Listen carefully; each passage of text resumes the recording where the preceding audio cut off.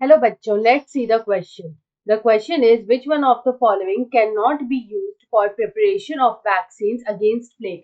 तो यहाँ पे बोल रहा है इनमें से किसको हम लोग यूज नहीं कर सकते हैं for preparation of vaccines against plague. Option A is formalin inactivated suspensions of virulent bacteria. Option B is a virulent living bacteria. Option C is synthetic capsular polysaccharide material. And option D is heat-killed suspension of virulent bacteria. तो यहाँ पे अगर हम लोग बात करें कि यहाँ पे जो प्लेग होता है, यहाँ पे जो प्लेग होता है उसके अगेंस्ट में जो हम लोग वैक्सीन प्रिपेयर करते हैं, तो यहाँ पे अगर हम लोग वैक्सीन की बात करें which is used for against plague, they are prepared from, तो इसके लिए जो वैक्सीन होती हैं दे आर प्रिपेयर्ड फ्रॉम, ये यहाँ पे प्रिपेयर होती हैं from heat killed minute virulent bacteria. So we can say that it is prepared from heat killed they are prepared from heat killed virulent bacteria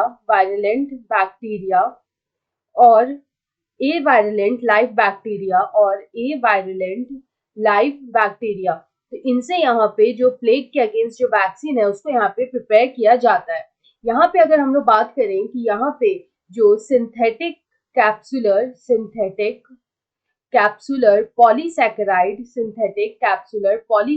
material जो होता है, पॉलीसैकेराइड मटेरियल जो होता है या फिर जो वैक्सीन जो होता है, they are available for the treatment of, ये यहाँ पे अवेलेबल होते हैं for the treatment of pneumonia,